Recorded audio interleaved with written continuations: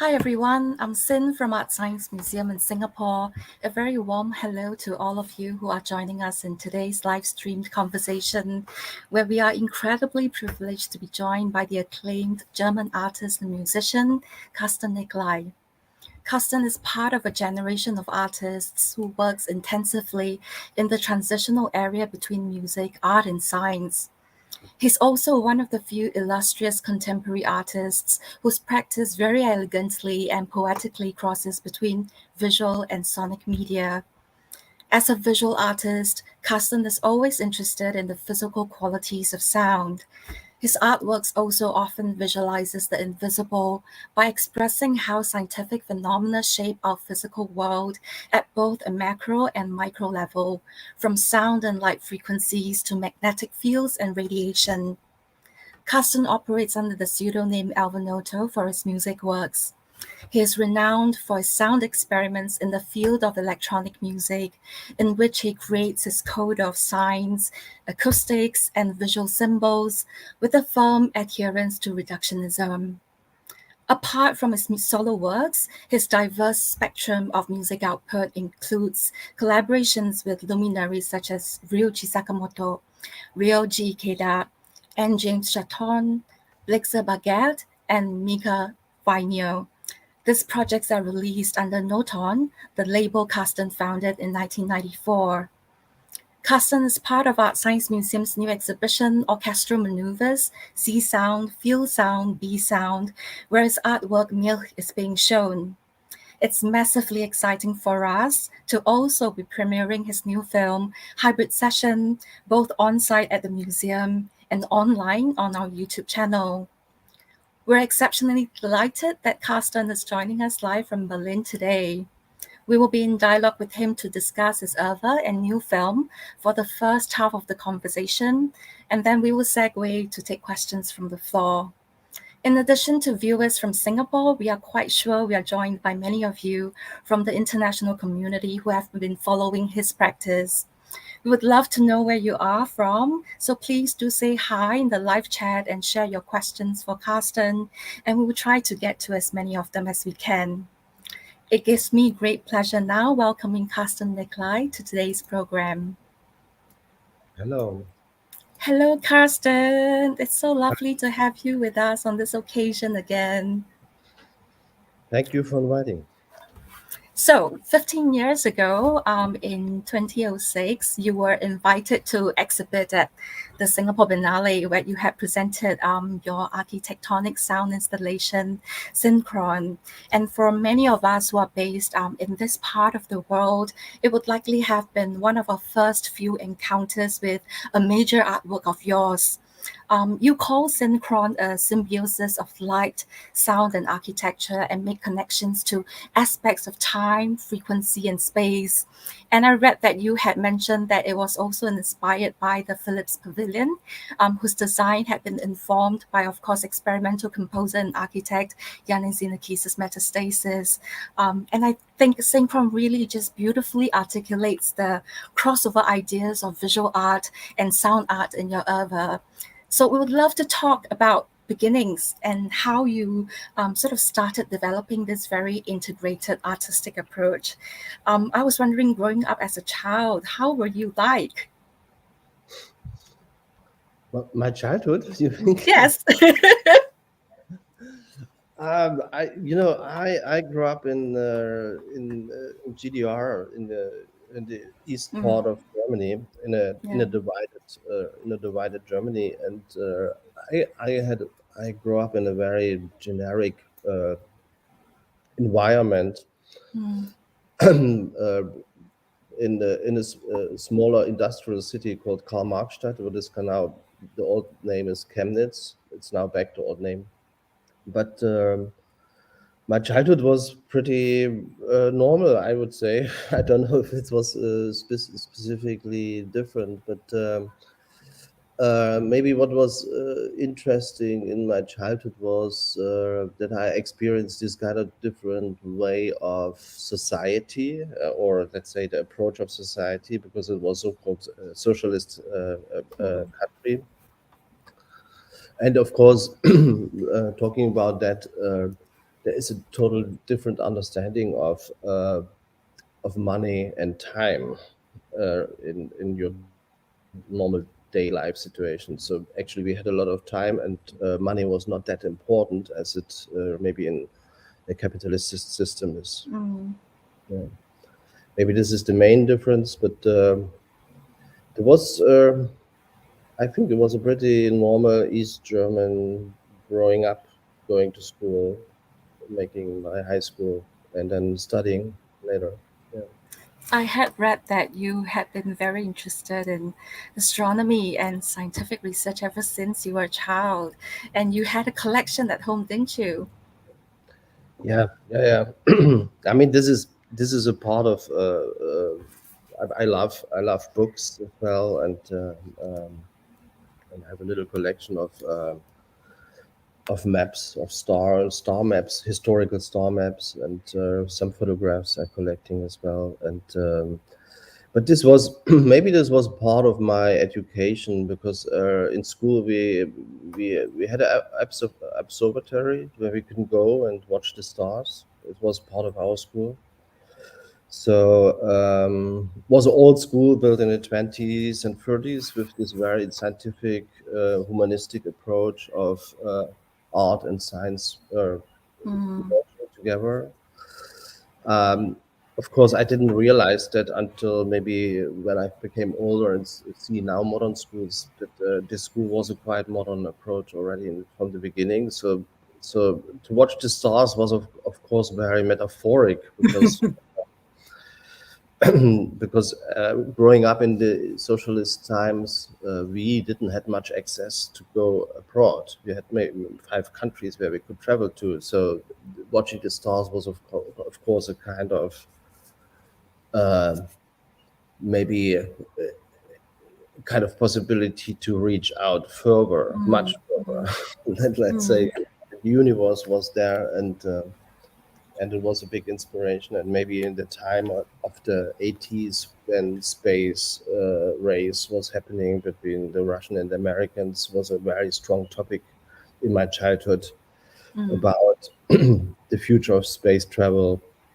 And there was every year something incredibly new happening, like from Sputnik to the first moon landing, Apollo series, and of course space stations and uh, cosmonauts and astronauts. Yes, this was actually very inspiring, and maybe there was as well a strong belief about the future and how the future will be look like. Yeah. Mm. Um, we often experience how you use sound as a very malleable building material in your works. And I'm also wondering how much of your background in architectural studies transitioned into your practice afterwards. Hmm. If you strip down the idea of architecture, it's always about two major aspects, three actually. It's about defining space, but with the aspect of time, specifically in architecture, creating social spaces. Hmm. And depending how well the architecture works, the social spaces are functioning better or not that bad. So, but if you apply that to sound, actually, sound has the same capabilities. It can create spaces, maybe invisible space in this case, but as well it can create a social space. And of course, sound only exists if there is space and time. So time is a very important aspect of architecture, I believe. Maybe sometimes we're forgetting that part a little bit, but for me, the duration of time and building something in terms of statics, or these terms what you normally apply to architecture, you can apply this kind of terms as well for sound. So for me, it was always important to build something with sound that is maybe beyond music. Yeah, Hmm. it, music is only like a small part for me of the capability of sound. So music mostly is related to the hearing range, but I believe sound has a much more wider possibility, and of course a wider aspect. And in the end, if you look at frequencies or electromagnetic frequencies, and you see the whole spectrum, then light and that what we see or hear is a very small. It's only a very small aspect what we can percept actually from that frequencies. Yeah. To understand that we only have a capability of sensing very small areas of that whole spectrum, maybe can show what is the capabilities sound has if you take it in a wider level. Yeah. It's also very interesting that your works bring together different disciplines, and oftentimes the forms illuminate themselves to a very broad range of perspectives. And I imagine we'll have quite an interdisciplinary audience who are tuning in today. I'm just wondering, how do you see the relationship between art and science, or what are some of perhaps your more overarching thoughts on the parallels between architecture and sound, scientific research and creative art? Yeah, I think it goes hand in hand. The first thing is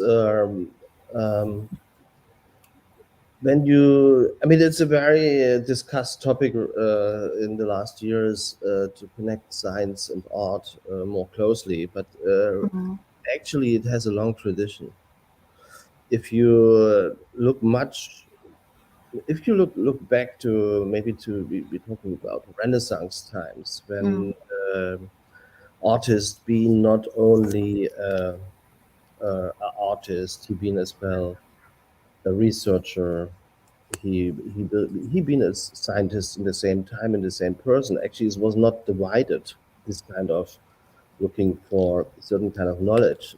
In today's practice, maybe we have a much more specific and specialized way of seeing things, but I'm a little bit more uh, I I kind of more attracted to this idea that the artist is in the same way a researcher, and scientific my scientific interest, of course, always been a big source for inspiration for my artworks. So it's a kind of feedback system, both.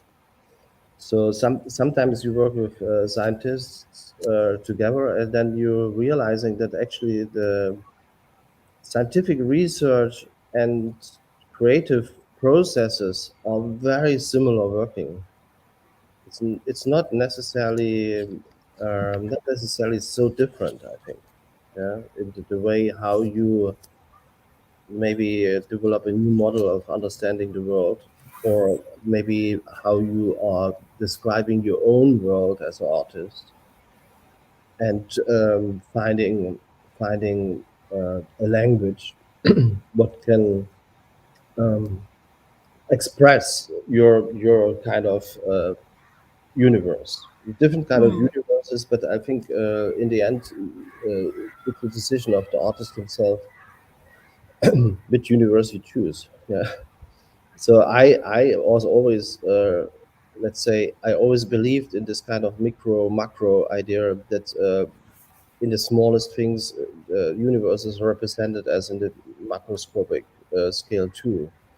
So for me, in many of my works, I'm shifting from macroscopic level to microscopic level, for instance. Yeah, yeah. This is something what is and back maybe synchron was a work what was maybe one of the larger scale Mm. installations what tried to bring different aspects of different work in one work together. What was a kind of, for me, was always a dream to work on that more holistic idea that sound, space, and time are related to each other, of course, and that you can express something in an art installation where all these three elements are naturally feel together. Yeah, that they are not divided in a way. They kind of need each other. Yeah. Could we also maybe lift the curtain a little bit and talk about your methodology? Is there a conceptual starting point or framework for your process, or how do you usually like to develop your ideas, for instance? I think in the very beginning, I have a very philosophical approach because every time I start working, I asking very simple questions to myself. For instance, when I work with sound, I asking the first what I'm really trying to understand is what is actually sound, Mm, and we have different models of explanations scientifically. What maybe brings me back to this connection of science, because we can read book about what is actually sound, what is it. But when you go a little bit deeper into these models of explanation, you understand that none of that models or really can explain everything. mm, So we are actually uh, need models who are not true. Actually, they're not really, but they give us a kind of certain stability to think in a mm, framework where we can develop other ideas. And this is something what I think in a more in the, in the philosophical discussion, this is a very normal approach. In a scientific discussion, this is a little bit very not very successful discussion actually, because you need to make proof of your theory somehow. As an artist, I was always very interested to ask very simple questions who are maybe very difficult to answer, and they are not answerable actually. But like, for instance, one basic question for me was always why I'm want to create things. What is this force telling us that we have to create something? Because it's actually not really necessary for living, right? I mean, for the basic needs of living. So where is this force coming from to think about creating something new or something what is maybe based on older knowledge or so? And as an artist, role of the artist in a society is always as well that people are trying to break boundaries and see things or sense things. And in a way, it's one of the most beautiful professions I think you can have, because you can create your own universe inside something in our existing world. And for me, was a big inspiration, 𝗧𝗹𝗶𝘁𝗲, for instance, who maybe is a little bit difficult to make that connection from the beginning, but he had a very strong social. He talked about social sculpture, for instance. He had a mm, very strong inspiration from Rudolf Steiner, the more philosophical approach of it's almost like a religious concept how the world is connected to each other. So Mm, so for me was that religious systems not really important, but I understood that belief, our belief systems and our reality are, and maybe our approach of having models explaining us the world, are sometimes leaving parts out what we cannot describe. mm, So, like, let's say uh, uh, poetics, for instance, is in science not a topic at all. But if you read scientific papers, sometimes they're incredibly poetic because they talk about ghosts and disappearing and black holes and twin stars, and actually they creating a lot of really poetic metaphors to explain us what actually the world maybe consists of. Yeah. And this is a little bit my key point when I read this kind of papers. I read him more like a poem rather than the scientific. So it triggers a lot of imagination, and there's a beautiful sentence from Wittgenstein, um, who basically was saying everything what you can think of exists. So what is a beautiful metaphor that you can create things very easily just starting thinking about things. So it's not much about resources in the end. It's about capabilities, how much you can distance yourself from reality. Mm. And of course, the question, what is reality? Yeah, yeah. Maybe our imagination is the reality. Yeah. Some very interesting philosophical dimensions to consider from your sharing. I'm going to take the opportunity to pull in some questions from the audiences who are joining in, since we're talking about quite related topic. So Honor Haja, who is our Vice President of ArtScience Museum, she was struck hearing you talk about the influence of astronomy on your early life. And that's a topic that is very close to her heart as well. And she noted that you use the cosmic ray detector in the new work, which she's very excited about. And we'll get to that in a bit, Honor. But given your interest in this area, Honor is also asking, did you ever consider studying physics? No, no, no, no. I think I'm not really. I'm not so deeply. I mean, I'm interested, but I think I'm not so deeply interested. I would ever study things. Maybe no. Simply no. It's very interesting though, because there have been a lot of people who call you, who are calling you the physicist of sound. Um, this just never come across your mind to do science then? Uh, no, no, no.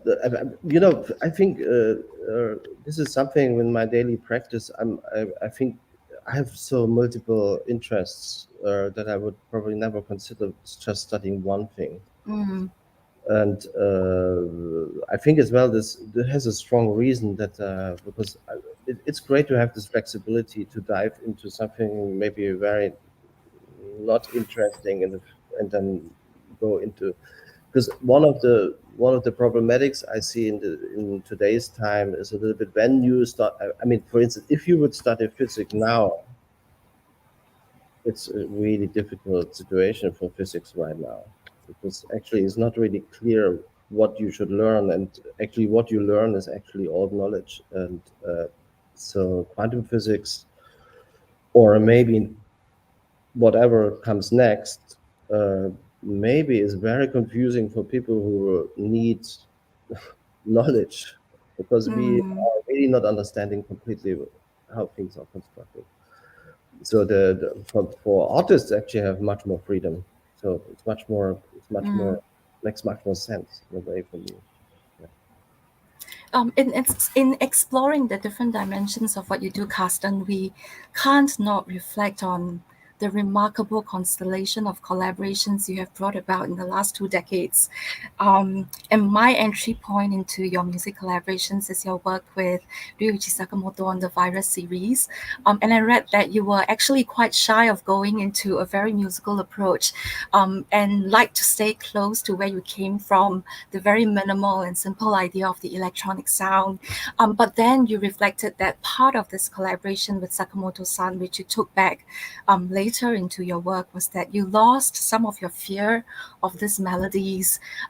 Were there perhaps other collaborations that you've been on that had expanded the way that you think about your practice, or maybe introduce what stayed with you after these projects into your work later? Mm. I mean, uh, the first thing what I have to say, the in the art world, collaborations are not so common. In the music world, it's very common to collaborate Mm, together. So and actually, different unusual combination of musicians always created something new. And what I find really great, because it's a driving force of music and the collective knowledge of music and what is transported. So working with Mika, or in the beginning with Mika and then Ryoji, and later with Ruichi. And Ruichi was maybe the most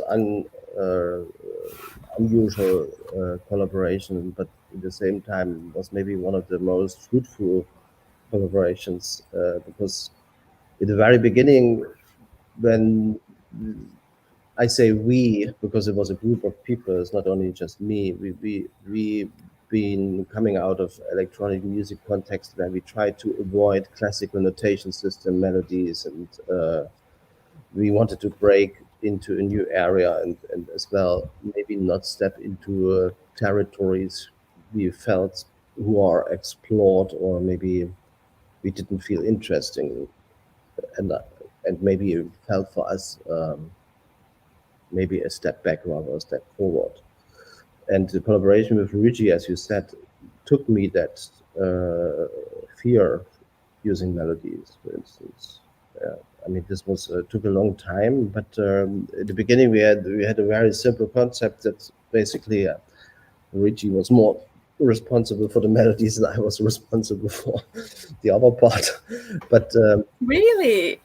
yeah, we had because we the very first two records was more that he played the piano and I played the electronic. Mm, But as we all know, that Ruichi actually has a long knowledge and a long career as well as electronic musicians, as electronic musician, and so understanding that, of course, he had a certain kind of journey behind him as well, like when he started making his first records being pure electronic music, and very much avant-gardistic, very inspired maybe as well from bands like Kraftwerk, and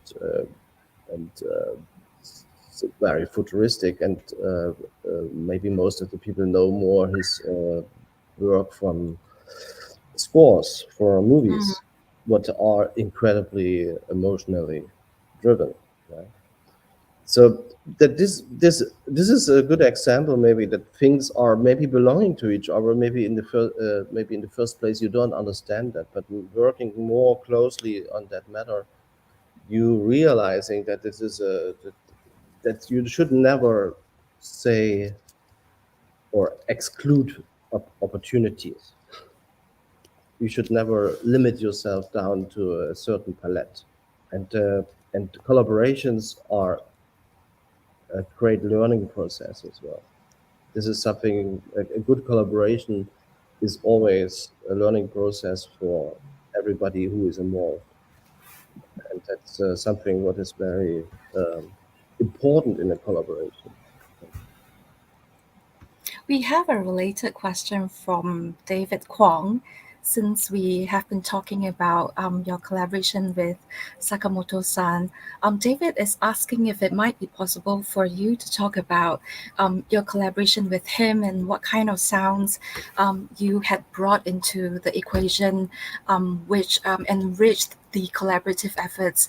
Of course, you have had a really long-standing relationship with Sakamoto-san. It's not just a virus series. You work together on the soundtrack for The Revenant, the beautiful album Glass as well, which also, manifested in a series of live performances. But maybe just overarching kind of thoughts from you. What kind of sounds did you bring into the collaborative equation with Sakamoto-san? Is it even possible to describe this?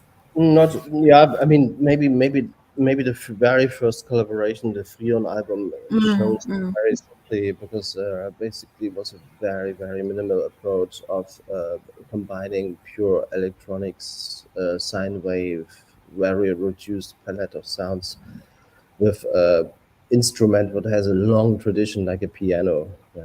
I mean, mm, this was, and then merging this together, that both elements feel naturally coexisting.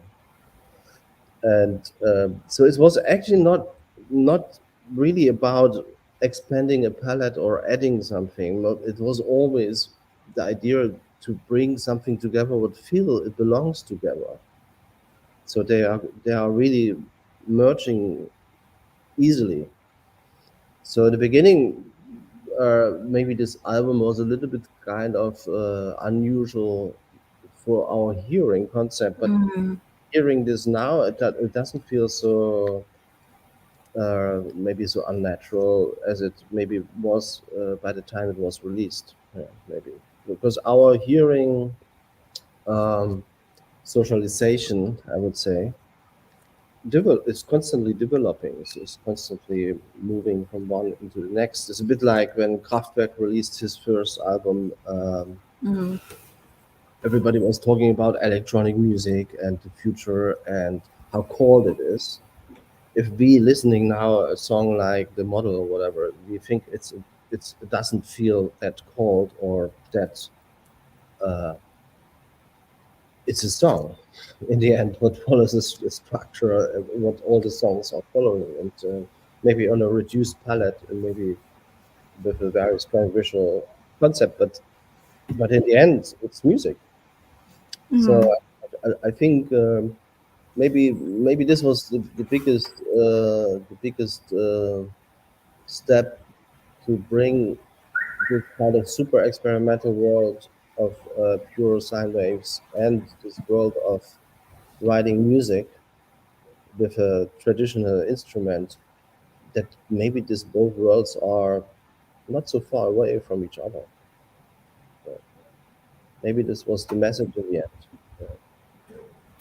I'd love to sink my teeth into your new film before we take more questions from the audience. So it was very exciting for us to have premiered your new film, Hybrid Session, on site at ArtScience Museum last Saturday, which we also just published to our YouTube channel yesterday to make the film accessible for online viewing. Those of you who haven't had the opportunity to see it, we're going to drop a link into the live chat, which you can access right away or perhaps after the session. Carsten, the direction on this piece of work just offers such a fascinating new lens for us to experience your sonic and acoustic codes. And from the sustained sort of panning that focuses attention on specific details of each object to the closing in or the zooming out that gradually reveals details of the set. It's a very palpable experience, and it gets us to listen to your music in a very different way.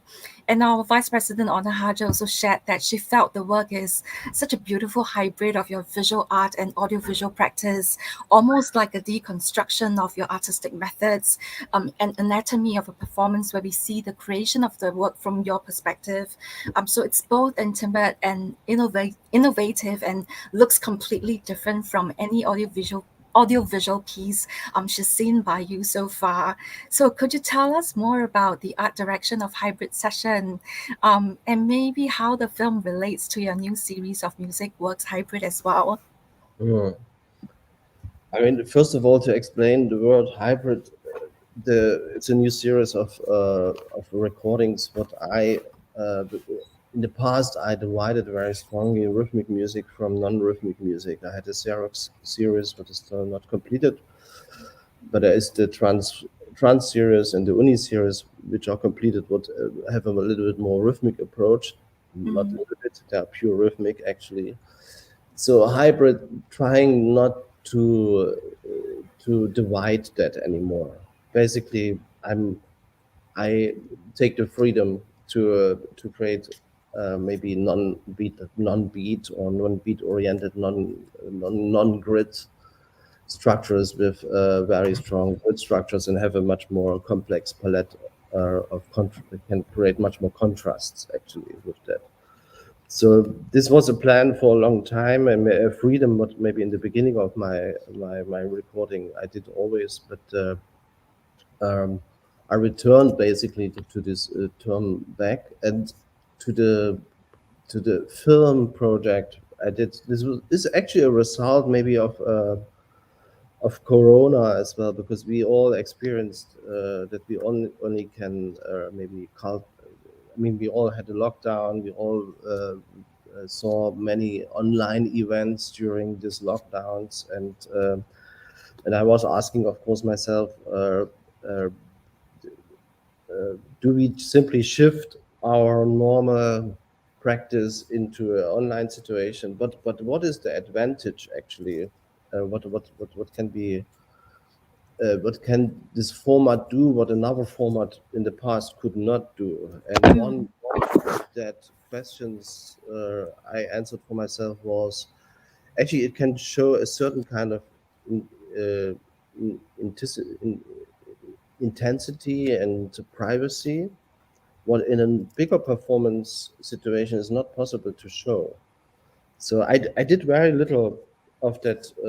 I accepted very little invitations to do online performances, but one was basically more the idea to show maybe equipment what I never would use in big scale performance places or festivals, maybe because the equipment is too sensitive or too difficult to set up, or maybe not practical simply. And the other thing is I not wanted to create a piece what is only working in a very specific time frame, maybe of these lockdowns. I wanted to create something what maybe has a capability of growing over the time, and you're still in 2 or 3 years time, once we maybe out of that whole situation, you still see a relevance in that work. And I'm working since some years actually. Maybe it's already triggered and visible, making scores for movies or theater or ballet, writing music. To go more in a cinematic approach and merging things what I very difficult show in a classical exhibition space, and maybe very difficult show in a classical performance space. So this kind of microscopic view and maybe very controlled view on a performance, what I just did, is something probably I will in one or the other way follow in the future a little bit more closely. And as well, it's like opening another door, and makes a lot of fun basically to open other doors. Yeah. You brought the film director Carsten Nicolai into this piece of work as well. You talk a little bit about how this might be just the first time that the both of you are working collaboratively together on quite equal sort of balanced footing on this film piece. How much discussion did you do before? How much conceptual work that the two of you did together before you actually started filming this piece? Yeah, this was the main work, basically, to get an idea how to film a performance. And we did one collaboration together where we had kind of, maybe it was necessary in order to come to that point. We filmed a performance from a very close point, moving outwards, like that you see the space in the end. In the beginning, you just see maybe details, and then in the end, you see the full space performing. So we actually said maybe this is a concept we not want to repeat in a way, but maybe we stay in this microscopic views and go very closely and let actually the performer out. Like let's say I'm never visible in the performance actually. So let the machines actually talk. What is the beauty of electronic music as well? Because we always have this term of the ghost in the machine, where you basically set up a certain kind of parameters and let the machines performing. And my equipment for that performance actually is very much driven from elements from from antennas recording noises from outer space, or radioactive particles who trigger modulations. So actually, it shows more the real performer rather than me. Yeah. So I was just maybe triggering certain kind of things, but there is another performer involved. What is maybe particles of radiations who are performing as well.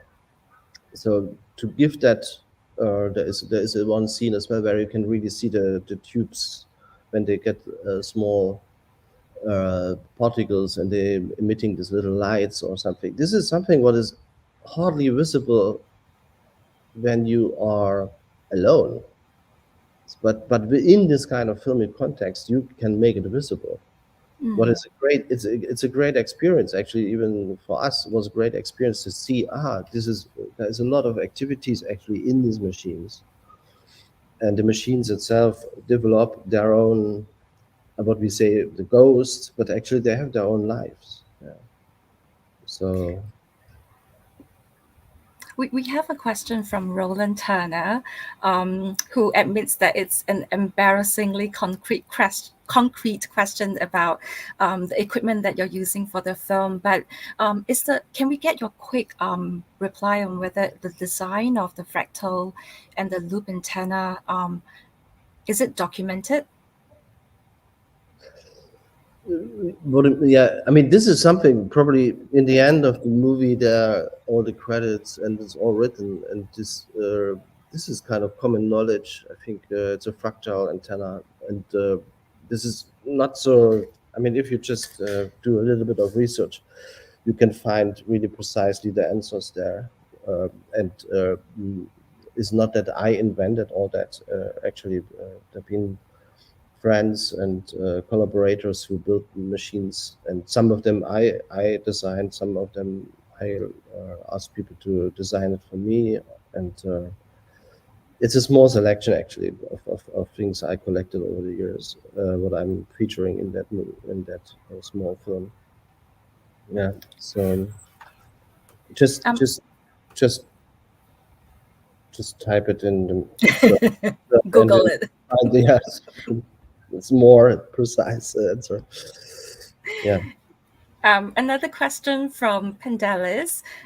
He's asking, how do you see your sound and visuals in relation to the early works of electronic music and new media of the previous century? He's thinking of 𝗧𝗹𝗶𝘲, and the art science ideas of 𝗲𝗹𝗶𝘲, for instance. Yeah, I think, I mean, once you started working in this territory, of course, names like Stockhausen or John Cage always appear. And to be very honest, I was not so knowledgeable about Stockhausen and John Cage in the beginning. But I can see now, sometimes seeing the publications, reading more about this, I can see a very strong connection, even without that I didn't know them that well. But for 100% sure, Xenakis was a huge inspiration from the, because Xenakis is a composer that I find very important, breaking barriers, and maybe as well because he studied architecture in the first place, and it's connected very easily with me, and working for Le Corbusier and me studying architecture, and then later specifically specialized in landscape design. It felt very, very much like a language what I could understand very easily. And his approach of performing with space and light, this very early performances of him, maybe what accumulated in the Philips Pavilion, and then later in his own work, but I think it was much more radical, and much more groundbreaking in the end. And his understanding how to compose outside of the classical notation system, I think was really groundbreaking. And probably this is something if this wouldn't exist, probably I would not be capable of doing what I'm doing now. So Xenakis is for sure 100% one of my heroes. Speaking of art heroes, Robin is also asking, since discovering views, what artists have really encouraged and inspired you over the years? Hi, Robin. Oh, okay. He's Robin is very smart. He always asks questions what you not answer. So artistic influences. Yeah. I think the thing is, I get this question constantly, and I think I have a kind of standard answer now. What is in the right now in this moment? I cannot pull out any lists. But if I would start making that list, it would be a very long list. It is incredibly long because it's we as I said earlier, we live in a complete feedback system. I mean, I could tell you names who inspired me, who are maybe completely unknown to other people. Maybe it's a little bit boring to mention the casual names like everybody knows, like what we just did with Stockhausen Xenakis, or maybe Buckminster Fuller, or of course Nikola Tesla, or I mean, they are not necessarily artists, but for me they are artists. Or so I see artists actually not necessarily working in the being exhibited in the classical museum. Actually, I see artists in a much wider term, and I think. But as well, I'm a huge lover of drawings and woodcuts, and I think traditional Japanese woodcuts to expressionistic woodcuts was a big inspiration for you from the beginning. For instance, I mean, this is something just to throw in, maybe to confuse more than rather clear things. Yeah, yeah. But there's not really like a top 10 list or something. Were there perhaps certain defining moments that had shaped your formative artistic years, for instance, if names are quite hard to pull up? Yeah, I think. I mean, it would be a very classical answer, but it's really true. I think the first time I saw Kraftwerk, I understood that performance is an art form, because I experienced Kraftwerk very late, because I have because I think I was invited in Sonar. I don't know which year this was, maybe the 90s, mid 90s. So I was in this performance, and all the people around me who basically grew up in the western part saw Kraftwerk multiple times and said, "Oh yeah, we're gonna see this again." But the understanding that the idea of performance is an art form, and that you can bring it to a certain kind of level, and that it has a very strong conceptual backbone, that you can create or transmit this to an audience who is a mass audience. This is something what I really think it's incredible. It was an incredible important experience for me, and this is something what I think performance has a performance moment of performance has some incredible strength. What is very beautiful to explore and maybe to work on. I actually would them not call performances. I would call them more atmospheres, that you're creating a really intense atmosphere. Yeah, something like what is not only consist of music, it's as well the social moment, it's many aspects what can drive such situations. It's a very tricky question to get to you, but I'm just wondering whether we could ask you about horizons, new and near. Is there a particular focus in your research at the moment that you can share with us, or any upcoming projects you might just be able to tell us about? Um, it's a little bit difficult for me to say because I have this method of diving into one topic and then forgetting everything.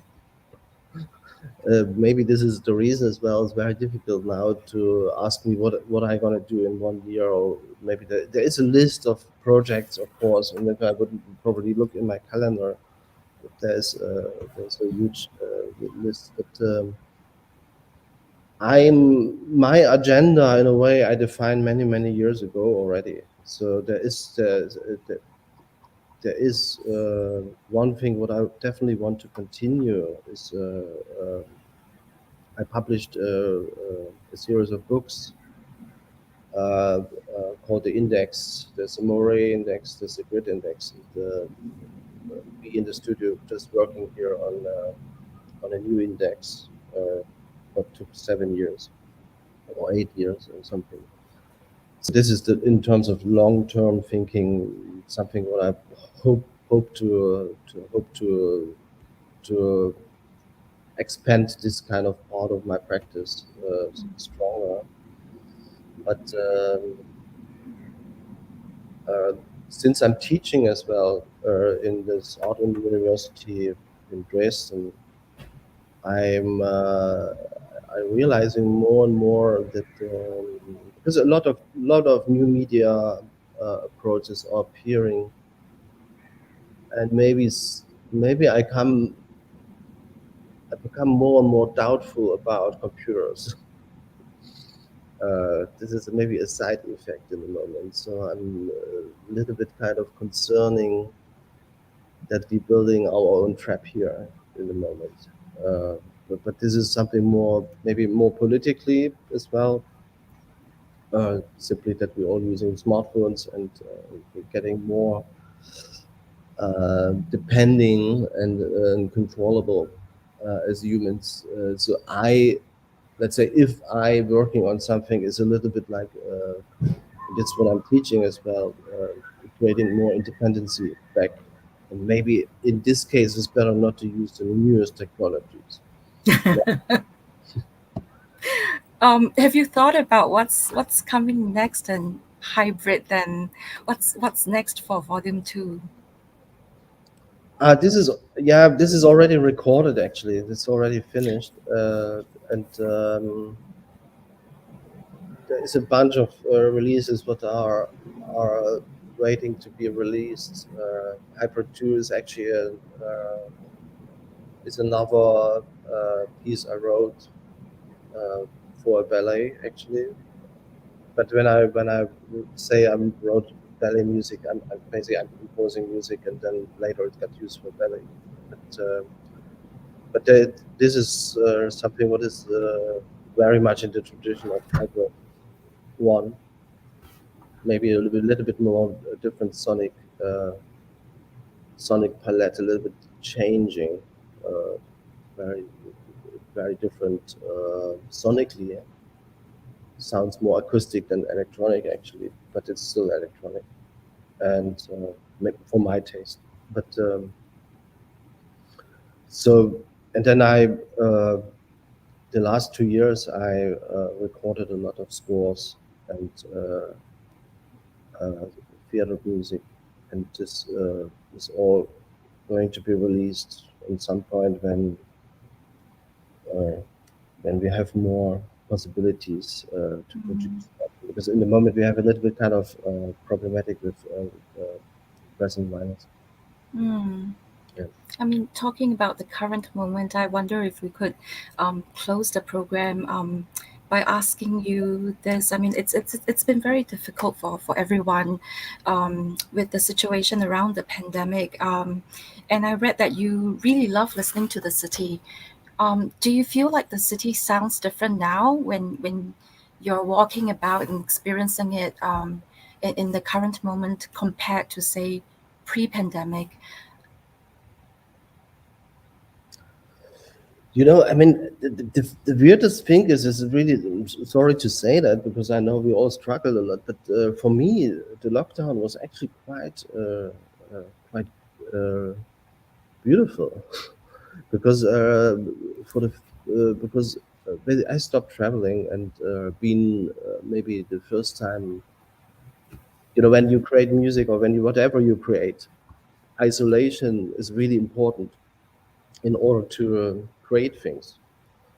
So if the whole machine around you stops, and I got a lot of freedom basically to return to myself and sit and get many ideas and work finally on things what I was not capable of finalizing or working or start to work on. So this is only what happened to me in the very beginning, and sometimes I wish a little bit the time back that I would have another 2 months just being alone and doing my things back, and not being in this kind of difficult. I find it more difficult now as before, let's say, with all these regulations, and I simply hope that we going through that here, and I'm not sure if there will be if this is the new normal, or if there will be the old normal coming back. I have no idea, but I hope that the erosion of losing our identities is stopping on a certain kind of way, point that we are not that we can start reading a news, not reading about Corona or strongly politics, that we can basically return to that what we want to do, rather than people tell us what to do. And I think this is probably the biggest challenge for all of us to find this way back. Carsten, thank you so much for making time again to take part in this live stream conversation. We are very, very privileged to be showing both Hybrid Session and Milch at ArtScience Museum. And on behalf of all of us from the museum who are so incredibly fond of your practice, thank you for trusting us with the presentation of these two works, and also making the online presentation of Hybrid Session possible, so we could continue to have your film be accessible to audiences from around the world. And to everyone who has been listening in and sitting with us today and sharing your questions for Carsten throughout the session, it's been really lovely having you on the other side as well. Hybrid Session can be viewed online on the museum's YouTube channel, but we do hope you get a chance to encounter Carsten's film on its final day of screening at the museum tomorrow, or maybe drop by to see his artwork Milch at Orchestral Manoeuvres, which will be on show until the 2nd of January. We'd also love for you to share your thoughts with us in a quick online survey through the QR code or link that's coming through in the live chat if you can. And as with any event we present, there are colleagues working behind the scenes whom we are so appreciative of. Rachel Wong is the lead producer of this programming engagement with Carsten, from the on-site screenings of Hybrid Session at the museum to this live streamed artist talk. Stacey Law has been consulting on and propping up various aspects of production. And we have also been so well supported by Thomas from Studio Carsten Nicolai and Maria Orchioli from Noton, who has just been such a joy to work with. So once again, thank you so much, Carsten. We wish you, along with Thomas, Maria, and the wonderful teams at the studio and the label, our very best.